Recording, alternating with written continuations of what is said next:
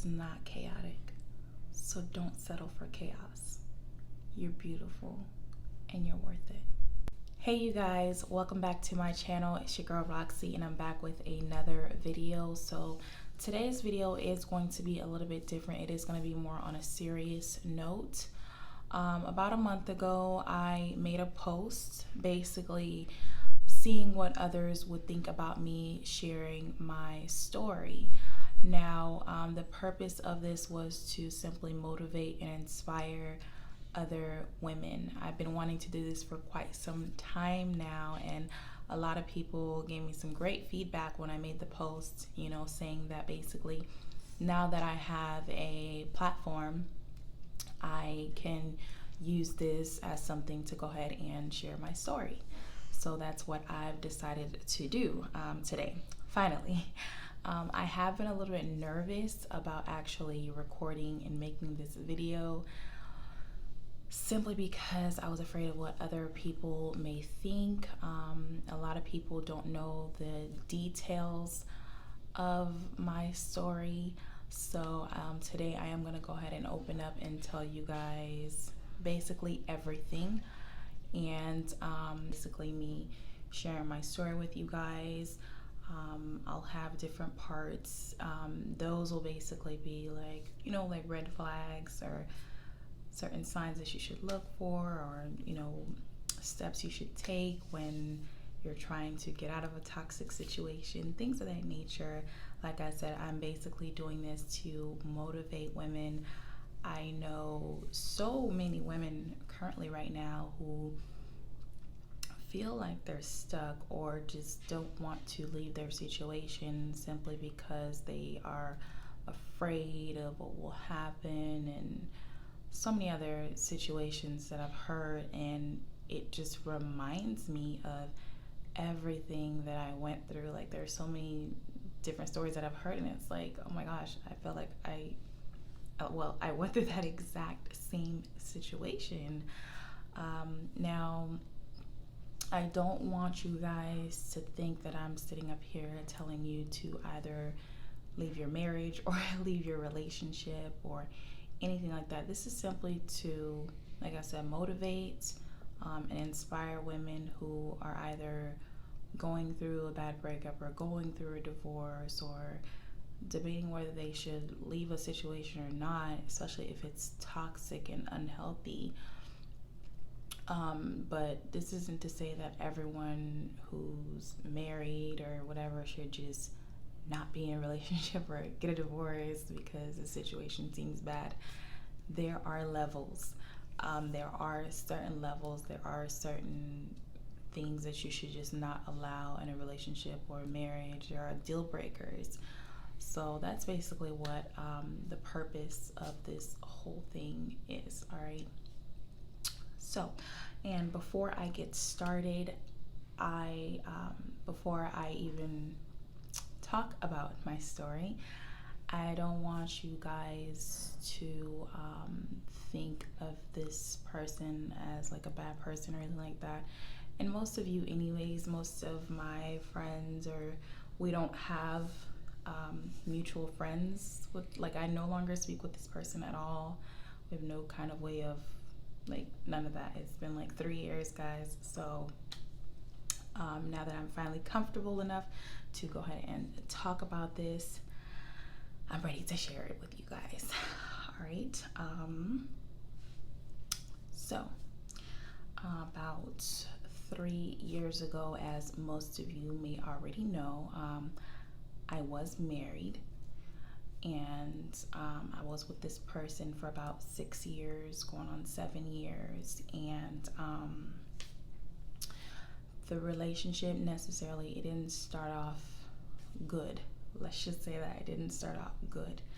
I was young. I was like 18, 19. So, I was young, and, of course, when I met this person, I got in a relationship with this person. This was like my first real actual relationship that I had ever really been in. So it was a lot of back and forth, breakup to makeup, breakup to makeup.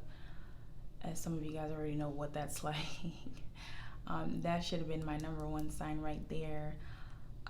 And just the different things that, you know, we went through so early on in the relationship with the infidelity and things like that. So we got married maybe I want to say 3 years into our relationship. So, you know, we got married, and it wasn't like a horrible situation, but it wasn't like the best. So we would still, you know, have our arguments and things like that. So there were times where he would get pretty physical with me, or aggressive, I should say, aggressive. But it never came to the point where I saw it as this is not good, or this is something that I would have to leave. In a way, as crazy as they may sound, I thought it was kind of normal to go through these things in a relationship. So anyways, 3 years ago, so me and this person, we were in a car, and we were arguing about my car. Basically, he wanted to drop me off to where I wanted to go, because he had to go to his friend's house, and I offered to just drop him off at his friend's house like normal, and I'll just take the car and go to Best Buy, because I was looking for a specific item that I just could not find.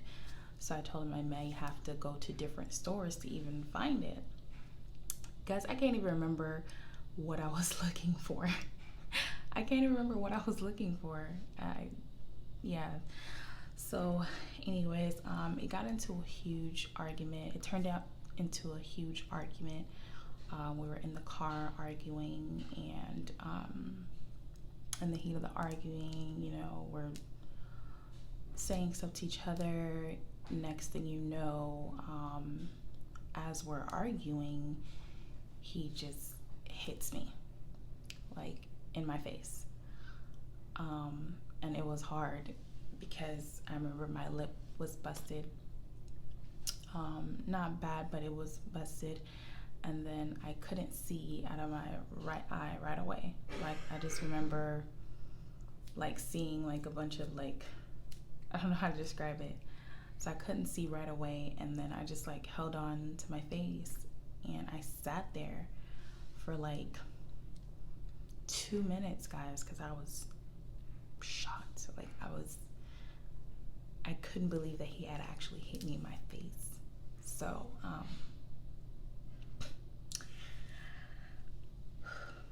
so after that happened, I told him, you know, I can't believe you just hit me in my face. And he, like, looking at him, he had no type of like, he wasn't sorry. He didn't feel bad for what he did. He told me, you know, when we get home, I'm going to beat the F out of you, were his words. And I tried to get out of the car, but he kept yanking me back in the car. So we're, you know, arguing, and I'm telling him, I just want to get out of the car. I'll walk home. It's fine. I'll walk home. You can have the car. You can take the car. And he's like, no, like, I'm going to teach you a lesson, basically. So he basically said that he's going to teach me a lesson. And that when we get home, he was going to beat the F out of me, were his words. And there was a cop. I remember there was a cop behind us, and I guess the cop saw that my door kept opening and closing because I was trying to get out the car. That triggered him even more. He got upset and said that I was trying to get him arrested and in trouble. So as we got closer to home, he was driving a lot faster, as if he was trying to wreck the car. And once we were pulling in through the gate, he just attacked me. He was just like, I can't believe you would try to get the cops involved, you know, like, he's pulling my hair, he's like yanking me and hitting it like on the dashboard, and I'm trying to like fight back and like stop him basically. So once we get home, I literally jump out the car. He tries to basically run me over. He said he wasn't really trying to run me over, but that's what happened. I ran to some different buildings, and I, called his mom and basically told him that that was it, between us. So eventually I called my friends and I told them, what happened. They're like, come on over. So I still had to get my car. So I went upstairs to get my car keys from him, and he was still upset. He was all in my face, like ready and wanting to fight, saying to ask nicely for the car keys. Like I had to ask him nicely for the car keys. And finally, I just asked him, I said, can I please have my car keys? So he gives it to me. I leave. He even ended up breaking something that was on the table because he was so upset. He broke something on the table, and I left, and I told my friend that I was gonna come back. I was gonna go home and get some clothes and come back because I was gonna spend the night at her house. Basically, when I get back home, it's like none of it ever happened. It's like none of it ever happened. He was calm as day, trying to talk about it and apologize. Well, he didn't apologize right away, but just trying to talk about it. I guess he didn't see what he did wrong. So I told him that I was going to spend the night at my friend's house, and I left. The next day and so forth, when we talk about the situation, he said he didn't even remember some of the things that he did, because I guess he blacks out sometimes. So because he blacked out. So he said he doesn't remember what happened, and I just told him that we were together for so long, and we were married. I did not want to leave our marriage. I didn't want to leave the relationship. I didn't want to do it, but I knew it was something that I had to do. I knew I had to leave. I knew it was not a good situation. I knew it was unhealthy. So many people, way before we even got married, they told me, like, this is not the right guy for you. Or, of course they saw it before me, but I just could not see, I guess, the bigger picture.